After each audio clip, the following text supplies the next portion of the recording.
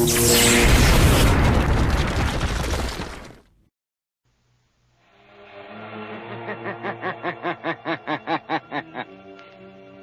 knows what evil lurks in the hearts of men? The Shadow knows.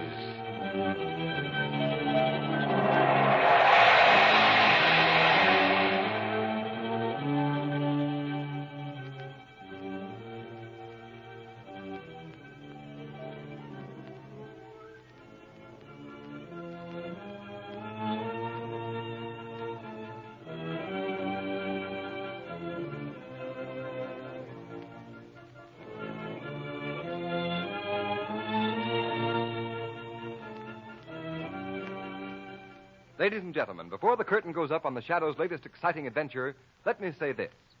I know that every one of you who owns a car is looking for a tire that will give you the greatest protection against skids and blowouts. And you'd like to get that tire without paying a price premium, wouldn't you? Well, I'm going to tell you about a new kind of tire that will stop you quicker, safer on wet, slippery roads than you've ever stopped before. This amazing tire is the new Goodrich, spelled Goodrich. Goodrich Safety Silvertown with the Lifesaver tread. And when Goodrich engineers developed this new tire, they certainly did a job. For instance, you all know what a windshield wiper does to a windshield. Well, motorists, that's exactly what the new Silvertown Lifesaver tread does to rain-drenched roads. Because the never-ending spiral bars of this tread actually act like a whole battery of windshield wipers. They sweep the water right and left. They force it out through the deep grooves. Thus, a dry track is made for the rubber to grip. And that means when you're riding along on wet pavements and have to step on the brake, you'll get the quickest non-skid stops you've ever seen. Believe me, there's nothing like a Silvertown stop to make you feel secure. And when you realize that Silvertowns are also the only tires that give you the famous golden ply protection against high-speed blowouts, is it any wonder this new tire is called the safest thing on wheels? Have this life-saving tire put on your car before it's too late. There is no extra cost. The Shadow, Lamont Cranston, a man of wealth, a student of science, and a master of other people's minds, devotes his life to righting wrongs, protecting the innocent, and punishing the guilty. Using advanced methods that may ultimately become available to all law enforcement agencies, Cranston is known to the underworld as the Shadow. Never seen, only heard. As haunting to superstitious minds as a ghost. As inevitable as a guilty conscience. The Shadow's true identity is known only to his constant friend and aide, Margot Lane. Today's story, The White God. Gentlemen, the Navy Department has today asked me to give ship owners this message. We have today abandoned our extensive air and sea efforts to trace the missing yacht owned by Rudolph Hoyt, millionaire scientist, last reported in that region of the South Pacific which has in recent months come to be known as the Graveyard of the Pacific because of more than 15 disappearances of ocean vessels in that area within the past 2 years. Admiral Champion, we ship owners beg you to continue your investigation to clear up this mystery of the South Pacific. All this publicity of missing ships, especially the publicity about the Hoyt yacht, has ruined our Pacific shipping. Yes. Why, we can't even sign up a crew to ship on our boat. I tell you, Admiral, this mystery must be cleared up. At once it must Gentlemen, the Navy is just as anxious as you are to solve this mystery because of our naval operations in the Pacific, but we can't find a single explanation. May I make a suggestion, Admiral? What's that? Don't bother to try and see where I am, gentlemen. You can't see me. Well, who are you? I am the Shadow. The Shadow? You're that invisible man who's always helping the police and always working against crime? Quite right, sir. I do have the power of invisibility to conceal my being and my motions when assisting authorities in maintaining law and order and peace. Can you help us solve this mystery of the Graveyard of the Pacific? I think that possibly I can, gentlemen. Just a moment. You know something about it? I have a strong suspicion that the Graveyard of the Pacific is really the work of some individual. It's incredible. Maybe. It isn't logical that a group of modern ships, each one manned by an expert crew, equipped with the finest marine devices, should disappear unless they were made to disappear. And with a little help from you, Admiral, I think I can prove it. Well, what do you want of me? First, a fast cruiser to take me down to the South Pacific. Second, an airplane to cruise around among the islands. But you insist you must stay as the Shadow? I'm sorry, sir, but my identity must remain unknown. Besides that, I feel that I will be of greater value to the venture if our enemies cannot see me. Very well. I think I can arrange it through Washington. How many will be in your party? A young woman named Margot Lane will be your visible passenger. I will be with her, but you will not see me. You will advise the crew of my invisible state as the Shadow and tell them to obey my voice, even though they cannot see me. Anyone else coming? No, just Margot Lane and the Shadow. Well, I hope that he's successful. I certainly hope that he can...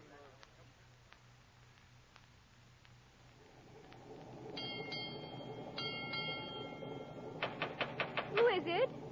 It's the Shadow, Margot. May I come in your cabin for a moment? Certainly. You may lock the door now. I'm inside. Now, we're all alone? Yes, it's safe for you to become visible now as Lamont Cranston. Well, how do you like being an honored guest on a Navy cruiser? It's very exciting, Lamont. But how do you expect to find the graveyard of the Pacific? No one knows where it is. Well, that's what I've got to find out. How? I'm not quite sure yet. Is there any way I can help? Yes, Margot. This cruiser will put in at one of the South Pacific Islands tomorrow. I'm going ashore. I may be gone a day or two or a week, trying to get my information. I'd like you to stay close to the shortwave set. The moment I have any information, I'll contact you, please. As soon as you hear from me, do the thing I ask you to do at once.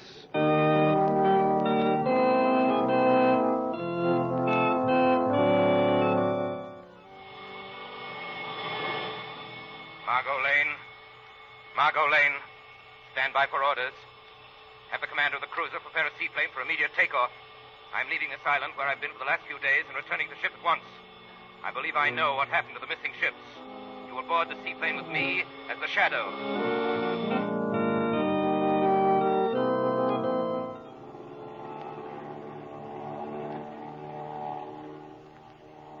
Where is this seaplane taking us? Taking us to an island on which there lives someone the natives call the White God. A witch doctor told me about him. The White God? Yes. From the witch doctor's description, it's obviously a man who has managed to overawe the ignorant natives with elemental experiments in chemistry and physics, which he passes off as magic. Violet, what made the plane lurch like that? I don't know, Shadow. There it is again. Something's tugging at the plane. Tugging at the airplane? Yeah. But the motors have gone crazy. I can hardly keep them going. Violet, we're descending. Yeah, we're being pulled down. Look, we're heading toward that island. You're right, Margot. Look, the wreckage of boats. Crashed on the rocks. Deserted in those coves. This must be... Yes, Margot, the graveyard of the Pacific. Hey, look at the wings of the plane. The rivets are being torn out. Yeah. There goes a white ring strut. We're diving into the sea. Violet, can you level the plane off? No, I can't. Level off or we'll all be buried in the plane at the bottom of the sea. Okay. Get ready to jump. We're going to hit the water.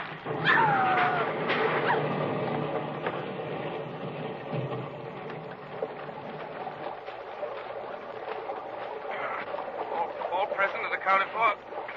I'm here, Shadow. Count on me, too. Good thing you leveled off so we landed on top of the water instead of beneath it, pilot. Yeah, I afraid for a moment I couldn't make it. Well, I suggest we make for the island there and pay a visit to the White God.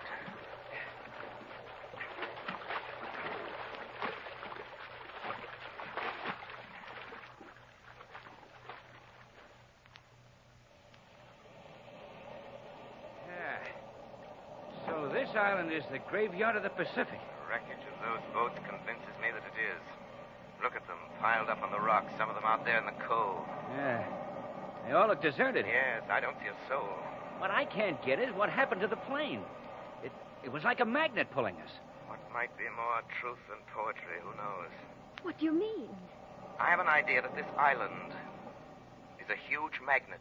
A natural magnet, you mean, because of rocks and minerals? No, a man-made magnet. Are you kidding us? No, I don't think so. There's no natural magnet strong enough to attract ocean vessels and cripple airplanes. What, You see this hill in back of us? Yeah. Rises up like a sugar cone. I was noticing it from the air. There's a huge hole in the top of the hill. This must be an extinct volcano. I have an idea that it's been converted into a magnet. A magnet pulling ships to their destruction. Well, I'll be... Listen. Drums. Natives. Yeah, sounds like a big time going on the other side of that hill. Yes. This calls for a little exploration. Margot, you and the pilot wait here. Nix, I'm not going to miss the fireworks. I'm going with you, too. All right, if you insist. As you go around the other side of the island, come up through the woods I saw from the plane.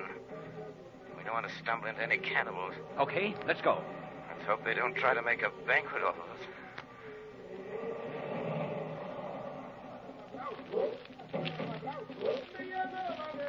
Here. Yeah, we can see them all right from here. Yes, there they are. Boy, just look at those natives. Must be several hundred of them. They're all painted up. Judging from those fires and that feast laid out on the ground, they must be having some ceremonial. Look, at the top of the hill. Well, I'll be... Where did he come from? The White God. He came right out of the top of the hill. You're right, Margot. Remember I told you that hill was an extinct volcano. That means that inside of it, running down through it, there's a shaft through which the volcano used to erupt. He merely made his appearance by coming up through that shaft. Say, the natives seem to think he's a god by the way they're acting. Exactly. He's made them think that he has some magic power by which he comes up right through that hill. Look. Holy smokes! The natives are carrying a white man up the hill to him. That white man is Rudolph Hoyt. Hey, look. They're setting burning torches to the guy's body. Margot, What is it? they're going to sacrifice Hoyt. Sacrifice him? Yes, a human sacrifice to the White God. Stop putting those torches against me. Stop putting those torches against me. Ah, Mr. Hoyt. Collins. Lloyd Collins. What are you doing here? Since being dismissed as your assistant from the university, Mr. Hoyt, I have become a god. A god? Yes, a white god here at the mouth of this volcano, able to perform miracles of magic, even to pull great vessels and liners from their courses to sea to my very feet. You recognize that magic, Mr. Hoyt? Recognize it? Of course I recognize it. It's the whole new application of the principles of magnetism which you stole from me. Harsh words to speak to a god, Mr. Hoyt. You must be punished for them. Burn him. Apply the torches to his body. For heaven's sake, Collins, stop him. Oh, stop him, Collins. Oh, stop this torture. The fact that you are stop sailing this within torture. range of my magnetic devices was sheer fate, sheer coincidence. But I am delighted to have the opportunity of receiving you and your colleagues. Oh, what have you done with my daughter? With the others from the yacht? You will join them presently. Oh, where are they? In the very bowels of this volcano, my friend. You mean you've thrown them down into the crater? Precisely. Oh, you fiend! I will not attempt violence, Mr. Hoyt. The natives resent having their god abused. And now I kill two birds with one stone. First, I remove you and become sole possessor of the secrets of my magnetic theory. My theory, you mean? And secondly, I satisfy the thirst of my subjects for a sacrifice. Seize him! No! Colin, oh, for mercy's sake, Colin! Throw him to the altar of the white god! Throw him down into the sacred volcano! Colin! Throw him in! Colin!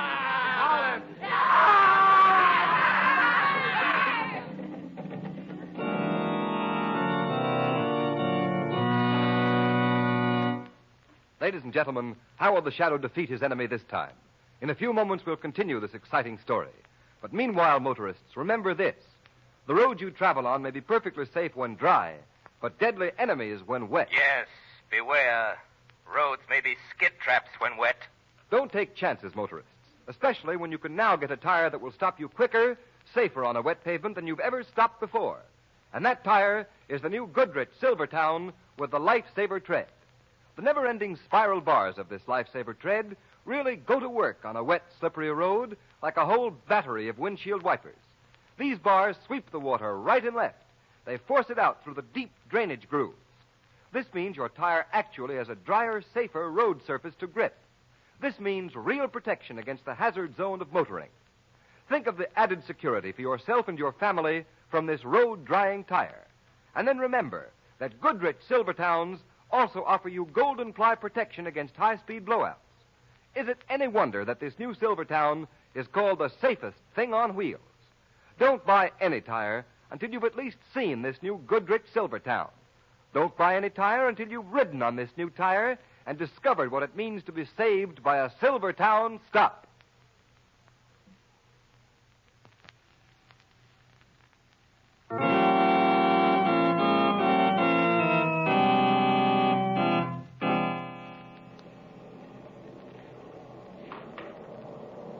Careful of your footing going down this rope ladder. Yes, Sheriff.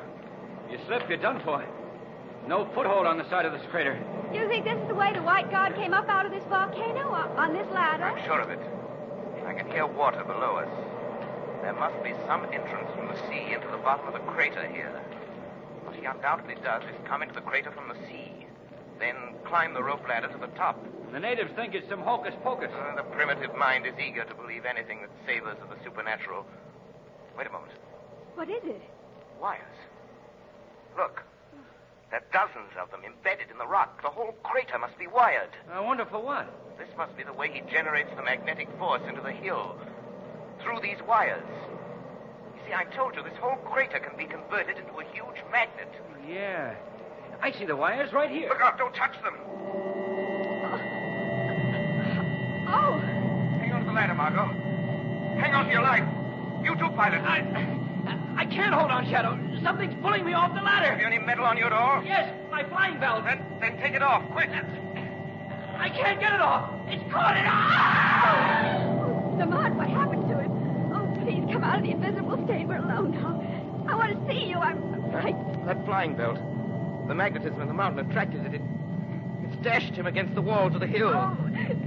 His touching the wire set the whole magnetizing mechanism going, Margot. We're inside a huge, monstrous magnet that'll pull everything metallic for miles around to destruction. Lamont, the vibrations are shaking me off. I can't hold on any longer. There's water down below. Dive into it, Margot. Maybe we can find a way to swim out of here. Dive, Margot. All right, Lamont. Good. I'm following you. There must be a way to get out of here. Out to the sea.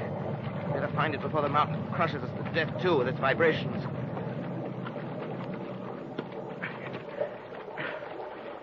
Oh, vibrations have stopped. Yes, the White God must have turned off the power. Lucky for us, he did. Oh, Lamont. Did you hear that? Yes. Yes, it sounds like a woman. Look, Margot. There she is. Hanging on that ledge at the side of the cabin. Let's swim over and get her. Lamont. Oh, seems more dead than alive. We must get her out of here. All right. I can manage to support her, all right. I've got her. All right. Take her someplace where we can bring her to. Hear her story.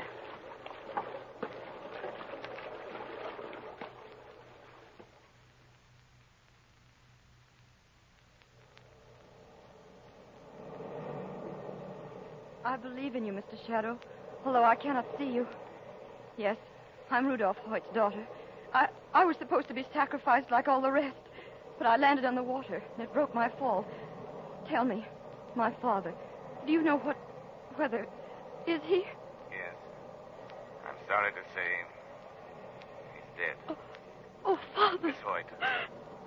Miss Hoyt, as long as that fiendish White God exists, that monstrous magnet at his command, not a soul, not a ship for miles around is safe. He must be destroyed. And I need your help to do it. I'll do anything. Good. Wasn't your father engaged on some research with new applications of magnetism? Yes. Had he completed them, magnetism would have taken the place of motors and steam engines and things. I thought so. Did he have any enemies in the world? Only one. A man named Lloyd Carlin, who used to be his assistant. Then the White God is Lloyd Carlin. He knew about your father's work in magnetic phenomena. He tried to steal them. I remember that, Miss Hoyt. Are you willing to help me try and destroy this monster? Yes. Anything. Good. Tonight, then, we'll show the White God and his natives a brand of magic. Magic? Tonight, Margot, you, Miss Hoyt, and I shall perform the magical feat of reviving the dead in a burst of glory.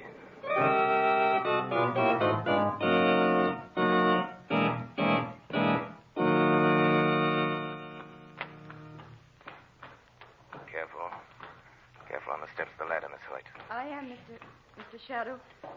We're almost at the top. Good. Mr. Shadow, will you tell me why you wanted me to wear this bulletproof vest we found on the yacht? It's possible Carlin has a gun, and that vest might come in handy. Oh. And remember, a wooden boat is waiting on the shore by the woods. Run for it when I tell you. Yes, Shadow. Good. I imagine Margot will be directing the searchlight from the yacht onto the top of the hill any moment now. There it is now. See, the light shooting across the mouth of the shaft? Yes. And we're ready for your return from the dead. Step out of the shaft onto the rim of the crater. All right.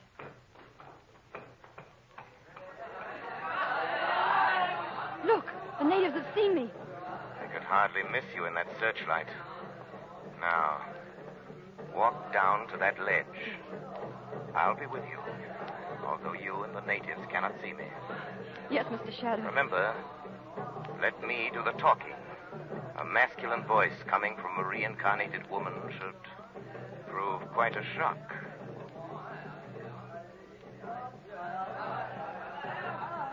Hello there. Your voice has them all afraid. Just the effect I anticipated. Bring your white god to me, heathens. Let me challenge him for what he is. A vile and murderous imposter. Will the natives understand that kind of language? So, I think so. Carlin hears me. That's all I'm interested in. Where is this white god? Come here, imposter, and be exposed before your master. Be exposed for what you are. Here he comes now, Mr. Shadow. Remember, don't be afraid, Miss Hoyt. No matter what he does. Greetings, Mr. Carlin. What nonsense is this? Nonsense? Yes. Your voice, Miss Hoyt. Yes, I lost my voice temporarily when you threw me down into the crater. And when it returned, it was the voice of a man. I'm in no mood for joking. You're hiding in the shadows and speaking for Elise Hoyt there. Who are you? Where are you? Tell me or I'll shoot. A waste of bullets. Shooting into the shadows, Carlin. I'll hit you. You think you can shoot invisibility? For shame, Carlin. You, a great scientist. Whoever you are, you can't stop me from destroying Elise Hoyt here as I destroyed her father. Come! Come, all of you! The girl must be destroyed in the sacrifice to the white god! Throw her into the crater! I say, come and destroy this woman! I am afraid your power over the natives is slipping, Carlin. Then I'll throw her into the crater myself. Keep away from her. Knock me down, will you? I'll Get up off the ground, Carlin. God shouldn't get so close to us. I'll kill you wherever you are. Look, my friends, look. The white girl returns from the earth where you threw her. Why? Because the earth is angry with the white god.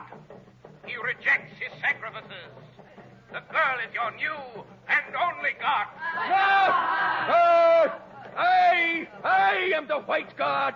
Watch, I'll show you with the fire from my gun. Watch and see how much of a goddess she is. You see, Carlin, even gunfire can't destroy her. It must. Careful, Carlin. Your native disciples don't like to be disillusioned about all your claims to power. I shan't disillusion them. You already have. First, Miss Hoyt returns from the all-destroying sacrifice. Then your gunfire fails to phase her. What other magic have you to hold your followers? I'll show you. Shadow, he's running up the hill. He's running to the top of the crater. Start his magnetizing device. We must stop him. I'll show you who's all powerful here. Shadow, if he starts that magnetizing device, we'll all be shaken from the crater to our death. Then run for your life, Miss Hoyt. Run to the boat. Go through the woods. Oh, but he's already at the top of the crater. Run for your life.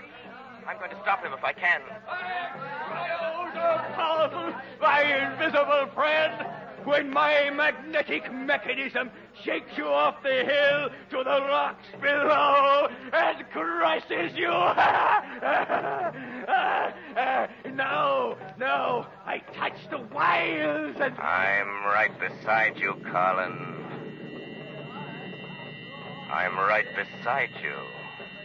You shouldn't have wasted so much time talking if you wanted to escape me. But you're too late. I started the magnet working. Rudolph Hoyt would have revolutionized all industry with this invention. Balls of steel would have taken the place of dynamos and turbines. Iron threads would have supplanted motors and engines. It was all my dream. My dream. But you concocted it all as an instrument of death and destruction. Used it to awe the natives who did your fiendish bidding against the unfortunate souls you lured here. The natives are coming to kill you, Carlin. They'll throw you down the crater. But you will die too. All of you. The power of the magnet increases unless it is turned off. It will vibrate the volcano until it crumbles to pieces. Do you hear me? You will die too.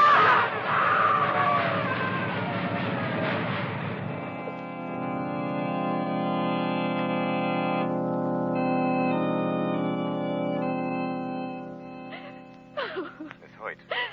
Who's that? It is I, the Shadow. But I thought, weren't you killed with the rest of them when the volcano crumbled? Evidently not, Miss Hoyt. But you were up there with Lloyd Carlin. I heard you talking to him as I ran for this boat. You heard my voice, but I was only a little way behind you. But how? By the simple trick of ventriloquism, Miss Hoyt. Carlin thought I was standing next to him in the shadows when his own invention destroyed him and those unfortunate natives. Then that's the end of my father's invention, Shadow? Yes, Miss Hoyt. With your father and Carlin gone, we must wait until another mind can conceive it again. Until then, the secret must remain entombed in the volcano of the White God.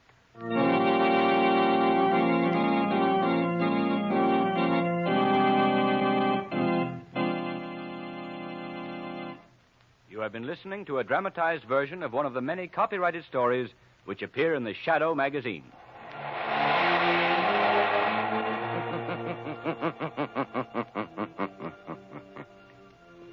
The weed of crime bears bitter fruit.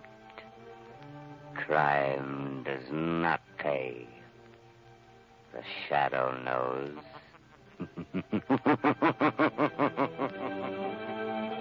All the characters and all the places named are fictitious. Any similarity to persons living or dead is purely coincidental.